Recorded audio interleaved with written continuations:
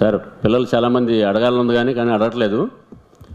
కానీ స్ట్రెస్, ఈ ఎగ్జామ్స్ వల్ల స్ట్రెస్ ఫీల్ అవుతూ ఉంటారు కదా, దాని గురించి ఎగ్జాక్ట్ కరెక్ట్. పసుపు కషాయం, పసుపు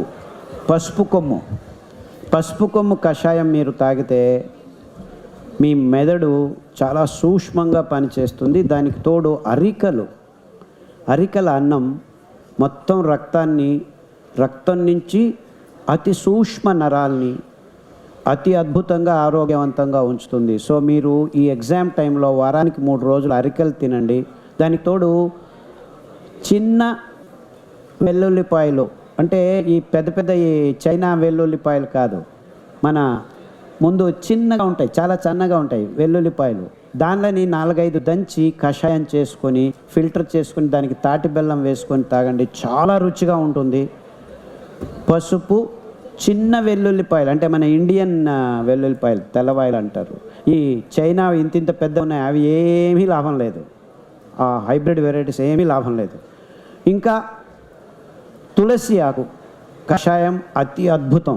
కరివేపాకు కషాయం మీ మెదడుని చాలా ఉత్తేజన చేస్తుంది, ఫెటీగ్ లేకుండా ఉంటుంది.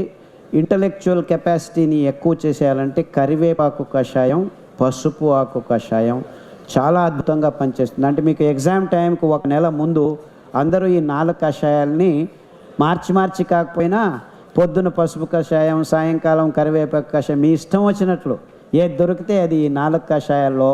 ఈ కాఫీలు టీలు మానేసి ఈ కషాయాలు తాగండి. కషాయాలు చేయటం చాలా సులభం. మీరు ఎక్కడికి వెళ్ళాలి, మీ రూముల్లోనే చిన్న స్టవ్ పెట్టుకొని కూడా కషాయం 2 నిమిషాల్లో తయారు చేసుకోవచ్చు. So please, it's a very good question.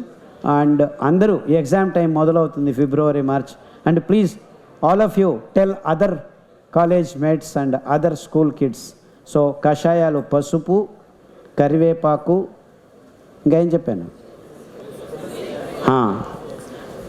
అరికలు, సన్న వెల్లుల్లి, ఈ పెద్ద వెల్లుల్లిపాయలు కాదు, అద్భుతంగా పనిచేస్తాయి ఇవి.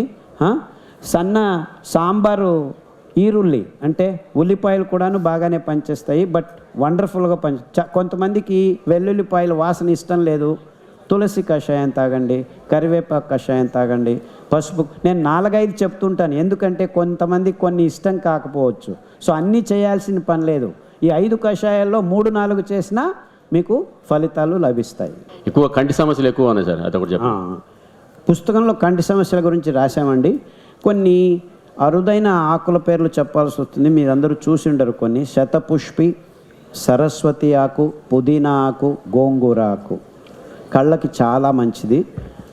ఆహారంలో సామెలు, అరికలు 2 రోజులు ఎక్కువగా తినండి. కూరలు, అండుకూరలు, ఊదులు ఒక్కొక్కరు 5 ధాన్యాలు తింటూనే ఉండాలి. ఏ రోగమైనా ఈ 5 ధాన్యాలని మార్చి కొద్దిగా ఎక్కువ కొద్దిగా తక్కువ ఉంటుంది, అంతే, ఇంకేమీ లేదు.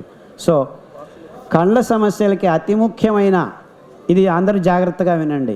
This is the simplest thing anyone can do. I know you all will say we will not do it. ఏం చెప్పబోతున్నాను ఎవరైనా ఊహించగలరా? పొద్దున్నే లేచి కషాయ రంగు సూర్యున్ని 2-3 నిమిషాలు చూస్తే మీ కళ్ళకు ఏ ఇబ్బందులు ఉండవు. This is the best solution.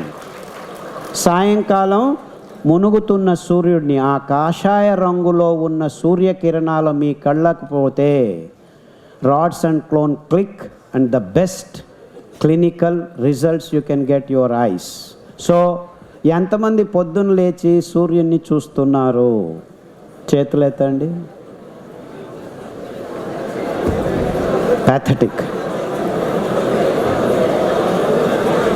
pathetic condition. So please go, get up in the morning, see the sunrise.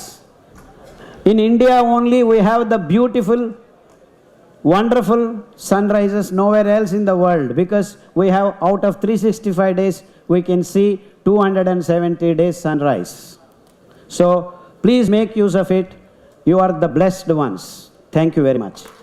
Thank you sir.